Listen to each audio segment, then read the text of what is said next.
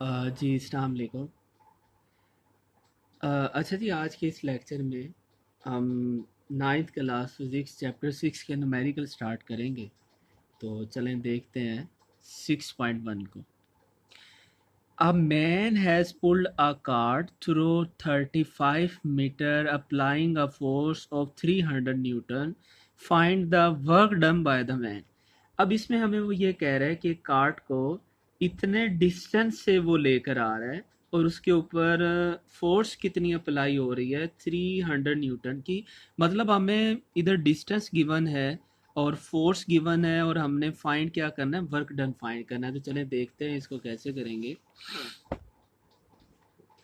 अच्छा ये देखें, डिस्टेंस मतलब ऐसा हमारे पास गिवन है और फोर्स भी हमारे पास गिवन है। हमने फाइंड क्या करना है, वर्क डन फाइंड करना है।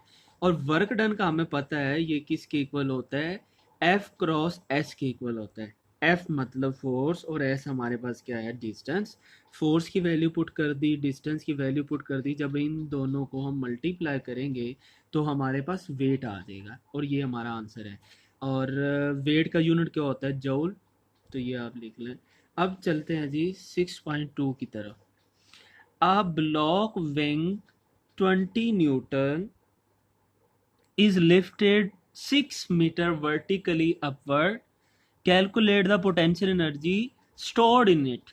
अब हमारे पास इधर क्या गिवन है, एक तो हमें वेट गिवन है और दूसरी हाइट गिवन है। एक हमारे पास वेट गिवन है और दूसरी क्या है, हाइट गिवन है। और हमने इसमें क्या करना है, पोटेंशियल एनर्जी फाइंड करनी है। ठीक है जी। इसमें वो ये कह रहा है कि एक ब्लॉक है 20 न्यूटन, उसका मतलब वेट है। 20 वेट का एक ब्लॉक है, उसको ऊपर की तरफ खींच रहे हैं। ठीक है जी, ऊपर की तरफ खींच रहे हैं तो उसके ऊपर मतलब पोटेंशियल एनर्जी आपने फाइंड करने का, पोटेंशियल एनर्जी क्या होगी। तो वेट हमें गिवन है, हाइट गिवन है, और पोटेंशियल एनर्जी कैसे फाइंड करेंगे ये देख लेते हैं।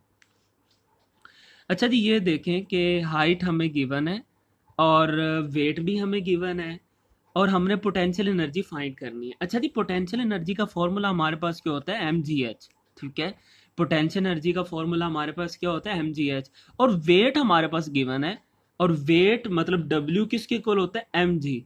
इसका मतलब ये हुआ जो 20 हमारे पास है वो एम जी की वैल्यू है। तो एम जी की जगह हम 20 लिख सकते हैं। तो एच हमारे पास हाइट जो कि गिवन है 6 है। इन दोनों का हम मल्टीप्लाई करेंगे तो पोटेंशियल एनर्जी हमारे पास 120 आ जाएगी हमारे पास पोटेंशियल एनर्जी। अब देखते हैं जी 6.3। तो 6.3 में क्या है, अ car being 20 kilonewton has speed of 20 meter से per square meter per second.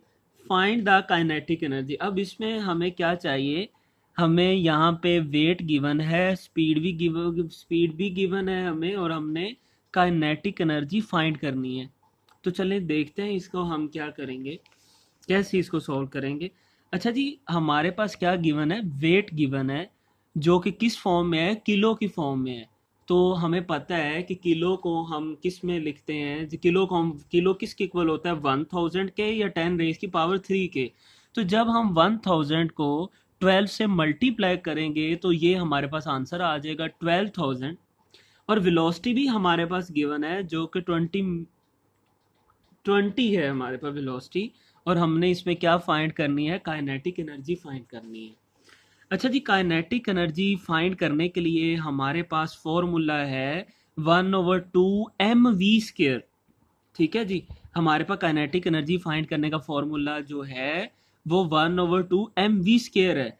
लेकिन गिवन डाटा में तो हमारे पास m तो नहीं है। तो इसका मतलब ये हुआ कि हमें पहले m फाइंड करना पड़ेगा। फॉर्मूले की रिक्वायरमेंट हमारे पास ये है कि हमें m फाइंड करना पड़ेगा। और m कैसे हम फाइंड करेंगे ये हमें पता है, w is equal to M G होता है। और डब्ल्यू जी इधर आके डब्ल्यू के साथ डिवाइड हो जाएगा। और डब्ल्यू हमारे पास क्या था, 12,000। और जी की वैल्यू का भी हमें पता है जो किसके इक्वल होती है 10 के। इन दोनों की आप कटिंग करेंगे तो ये 1200 आ जाएगा। ठीक है जी, ये एम आ गया हमारे पास। अब एम हमारे पास आ गया और वी, क्योंकि स्पीड हमारे पास पहले ही थी तो अब हम इस फॉर्मूले में वैल्यूज पुट कर लेते हैं। तो हम क्या करेंगे, 1/2 mv² फॉर्मूला है, m हमने अभी फाइंड किया है, v हमें पहले से गिवन है। इसको अगर हम सिंप्लीफाई करेंगे, इसका अगर आप स्केयर ले लें और 1200 से मल्टीप्लाई करें और 2 से डिवाइड करेंगे तो हमारे पास ये आ जाएगा। अगर हम इसे किलो की फॉर्म, किलो जूल की फॉर्म में लिखते हैं काइनेटिक एनर्जी को, तो ये 240 वो हमारे पास बन जाएगा, क्योंकि हमें इस चीज़ का पता है कि किलो किसके इक्वल होता है, 1000 के। ठीक है जी, 1000 के इक्वल होता है। तो इस तरह ये काइनेटिक एनर्जी का आंसर हमारे पास 240 kg आ जाएगा।